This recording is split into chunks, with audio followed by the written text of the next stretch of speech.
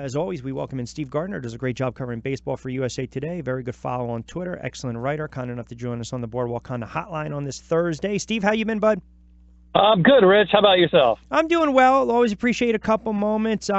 Big win last night for the Phillies against the best team in baseball. And I'll give them this. When you think their pitching is pitching well, all of a sudden they have to go to the pen last night. Magnificent job using a couple of guys in middle relief by Kapler there. Ramos contributes, and they showed the ability to bounce back. I guess the question is, do you think they still have enough gas left in the tank? I think the next 20 games are beyond critical. It's going to define their season, and I just don't know if they're going to be able to hold off the Braves. Well, it's certainly going to be a dogfight, and I think we can officially maybe count out the Nationals. I think we have to as a contender now. So it's a two-team race. You can focus on the team that's there battling with you, and I think it's going to go down to the end. And I think this is a team that has certainly proved its mettle, and they're doing it right now against as you said, the best team in baseball. So I think they have what it takes.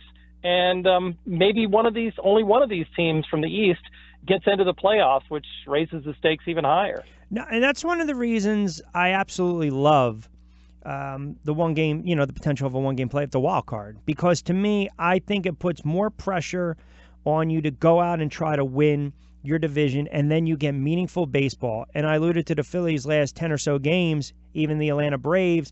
They're going to play the Washington Nationals. You look at their schedule; they're going to play each other before the season's out, and that's why I think it's critical. Now, I guess the only question is, do you think Kapler is going to do anything with the lineup because Santana has struggled mightily?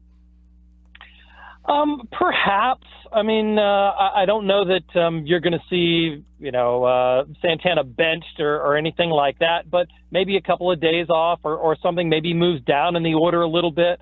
There are a lot of things that I think Kapler can do to maybe tweak and see what his best lineup is at the end of the season.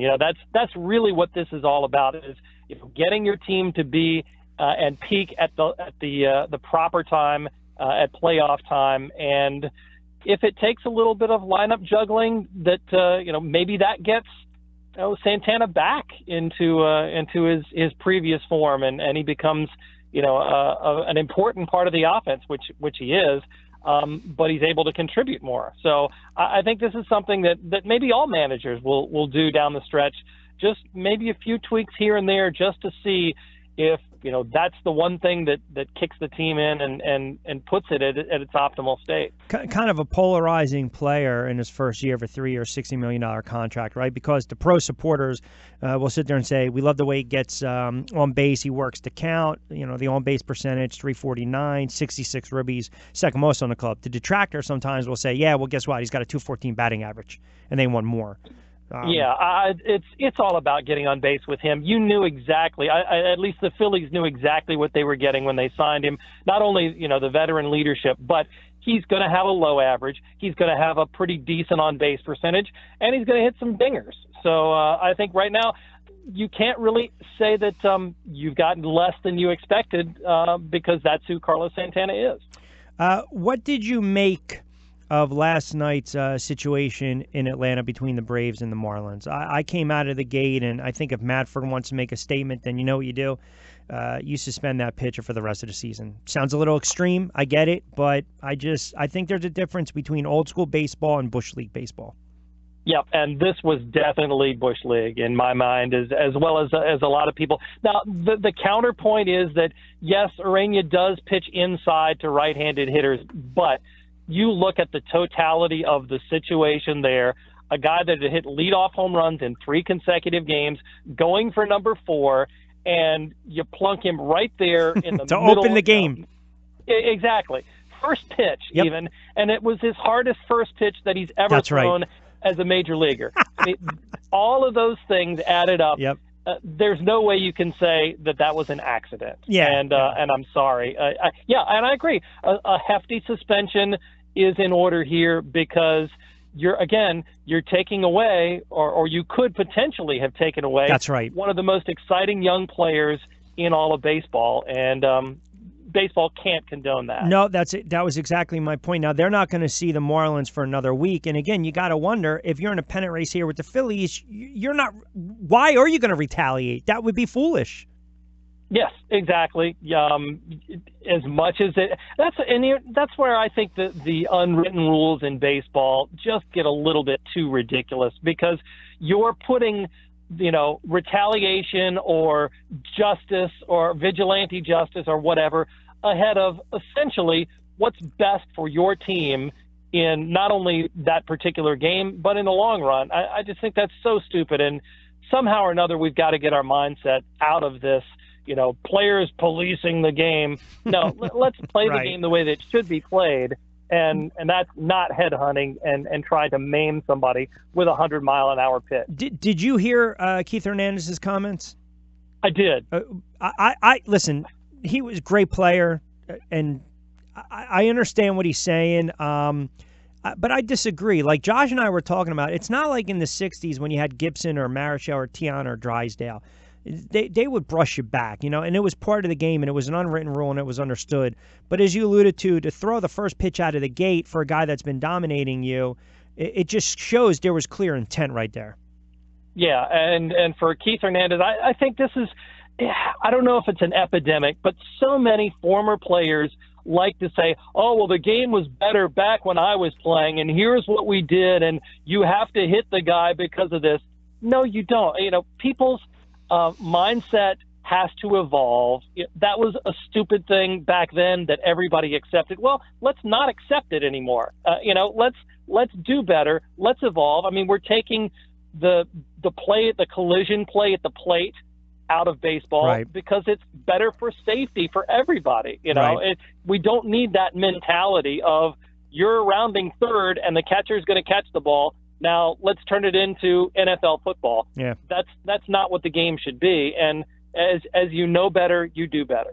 How about the Astros breaking out of their woes last night? 5 homers. They crushed Rockies 12-1. I still believe in this team. I mean, and why shouldn't you, especially with their starting rotation, and you start to get some players. But it just shows you also how special a player in Altuve is and what he means to that franchise and that club. But do you think Oakland is Oakland going to fade? Or do you suspect that the Astros will just go on this little run where 6 out of 7, 8 out of 10 will basically start to distance themselves from the A's?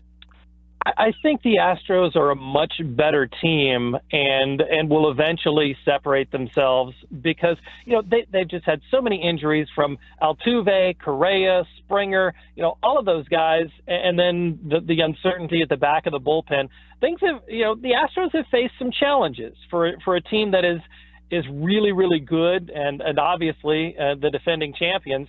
I think this is one of those tests where you have to rely on guys like Tyler White, a little bit to try and carry you over. But once those guys get all back and Houston is at full strength and we get towards the playoffs where the games mean even more, I think you'll see the Astros' true talent come through. And, yeah, this is a team that is very dangerous, very talented, perhaps the best rotation that we've seen in baseball in a long time. And, I think they will end up winning that division and probably going into the postseason as co-favorites, if you can say that, in the American League. And you throw Cole out there last night, again, brilliant performance, gives a 1 run on 5 hits, strikes out 12 in 6 frames for the win, improves to 11-5. Again, a couple of minutes, Steve Gardner join us on the Boardwalk Honda Hotline every Thursday as we talk some baseball. Crunch time, pennant race is really starting to heat up. You look at the Yankees right now in the AL East, and all of a sudden Happ has kind of been the constant. Severino struggling a little bit. I don't know how much stock you put into, who's catching you, whether you're a better, whether you're a better pitcher, if Romine's out there or Sanchez is out there. I don't know. I think he's tipping his pitches because I don't see a dip in the velocity. I just think maybe he's tipping his pitches a little bit. Yeah, I would say that that's probably something that may be a concern, but he's been bad or subpar for a while now. You would think that if the Yankees in their scouting or whatever they'd be able to diagnose this after only maybe a couple of starts. Right. But he's been really struggling for a while now, and I think that's what's got to be the concern for them, because he's going to be their number one guy, or he has to be their number one guy going into the playoffs. When you get into the division series and it's 5 games or whatever, assuming that they get through the wild card game, he's got to be your guy. And if he's not, that's going to make things a lot more difficult for the Yankees. I think what's a little more alarming is it seems as though his last 4 or 5 starts, I mean, he's good for a home run or 2 a game. I mean, yeah. His last, I think, combined 5 starts, he's given up 7 homers. The walks are not there. Strikeouts are pretty much 6+. But and they're bad home runs too when you think about it. Like they come at the worst time. So. Mm-hmm. Yes, and that's a concern because you don't want to be more hittable as the season goes on. You want to be able to refine your repertoire and everything to where you're peaking at the right time of the season again. And certainly Severino is not right now. You mentioned Houston, and you think they'll be one of the prohibitive co-favorites along with the Boston Red Sox. The more I watch the Red Sox, and I was talking a little bit about this in the 12 o'clock hour when we touched on the Phillies. Hey, 86-36 or 50 games over 500, that's all well and good, but no one's going to remember the season, I hate to say it, if they don't win the World Series. Yeah, it's one of I think that's the burden that you put on yourself when you're a very good team, and especially one that is heading toward possibly franchise record-setting victory total. Same sort of thing. Remember with the 2001 Seattle Mariners that won 116 games. I mean, they were fantastic in the regular season, and yet they did not win the World Series that year. And who remembers them other than just that number? I think that's the only thing you really remember about that team. So yeah, it's what Boston needs to do. You need to follow through. But this is a team, I tell you, Rich, this is a team that looks like it can do it. Every time I see them and watch them play, they're never out of a game. They always are able to come back. The bullpen has been good to protect leads, and the starting pitching has been good as well. So yeah, this is a team that doesn't really have too many weaknesses, and yeah, it's going to be. I think they've built up an expectation now in Boston, whereas they were the team that never could win the World Series. Now that they've won a couple, that's the expectation now with the team that's as good as this one. Because on paper they have such talent, top to bottom. Discount them for a minute, and who do you think has been the most impressive first-year manager this year? I'd have to put Kapler in there as one, because I think because partly we didn't really know exactly what the Phillies had. I mean, we knew for the most part what the Yankees, the Yankees were going to be good. The Red Sox were going to be good. We thought the Nationals were going to be good. And, that's kind of the dice that you roll when you have a first-year manager is, does he take the team to the level maybe above where it could be? Does he keep them along at the same level of where the talent is? Or does the talent not fulfill the expectations? I think you've got to put I think you've got to put Gabe Kapler in there as maybe one of those guys that has done the best job of the first-year managers, just because there were a lot of unanswered questions coming into the season. And even though he had a few stumbles early, he's certainly shown that he can handle the job and push the right buttons.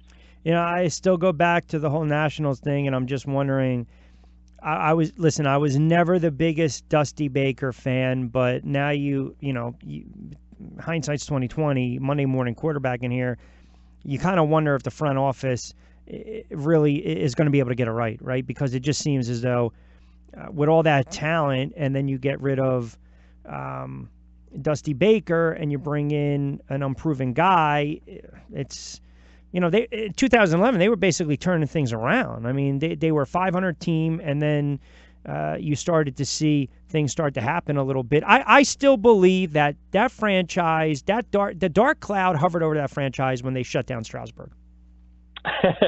Yeah, you could go back to that and say, yeah, because I think the hubris involved in, yes, we have a very good team and we have a guy that is going to be very good for a long period of time, that we can afford to maybe take the long-term view. No, you've got to go after it every single year. Take your shot when you can get it. You know, the Dan Marino thing to where, yes, he made the Super Bowl in his first or second year, yep. and then never went back. You've got to take your shot when you've got it. And I think that the Nationals front office, as many, good moves as they've made personnel-wise, I think have really not gotten the managerial thing right ever. And no. It's one of those, they're always switching. And I think the other point of it too for this season is not only did you just let Dusty Baker go, but you had a whole new coaching staff yep. come in there for the most part. And when you do that, there's a big risk of uncertainty. And yeah. I think the Nationals have gotten, the randomness factor has hit them in a negative way. Yeah, and you're seeing it by the season that they're having, the type of season. So, all right, always a pleasure, my friend. We will do it again next week. Enjoy the games. Always appreciate the insight. Have a great weekend.